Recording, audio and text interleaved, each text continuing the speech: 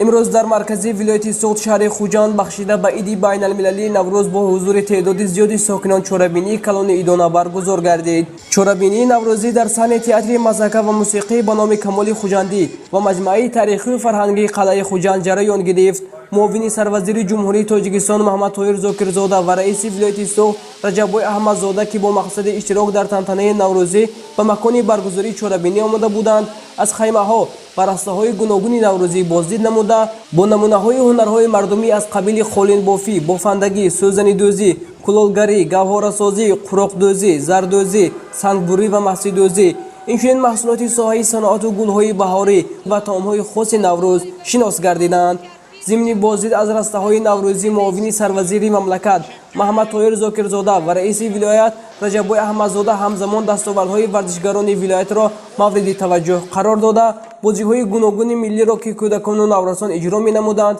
تماشا کردند.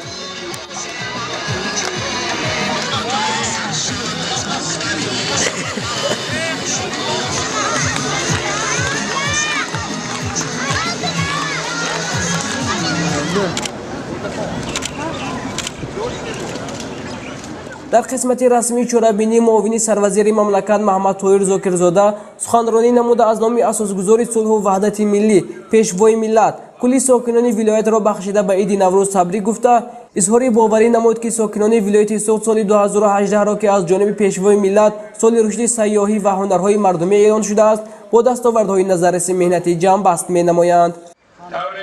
نوروز تنها یک عید رسمی و جشن تقویمی نبوده، آن در حقیقت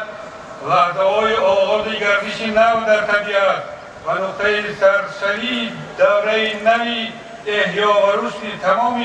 موجودات زنده میباشد. در این فصل دلها به خروش آمده، روح جان ما شاداب گشته، تمام وجودمان را شادی و خوشی و سبزی و تراوت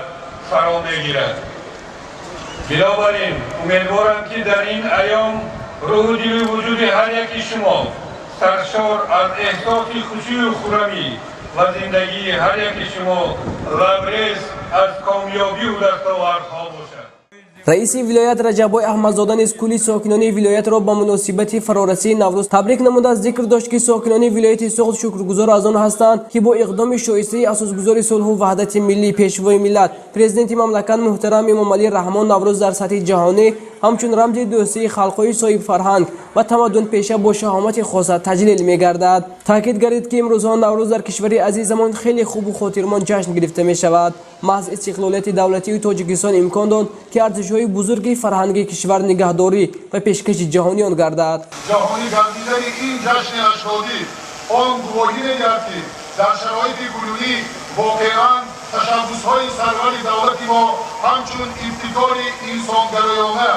و افرادگری نیازهای بشریت از جانب جامعه جهانی استقبالی صمیمی پیدا نموده موقع و مقام کشور صاحب تمدن ما را در عرصه عالم بالا می‌بردارد. امروز این جشن باستانی و فرخنده را اهل سیاره همچون نشانه احیای طبیعت، رمزی صلح و دوستی، وسعت آبادکاری و سازندگی و رابطه‌های نیکی بین خلق و ملت‌های گوناگون دنیا استقبال می‌گیرند.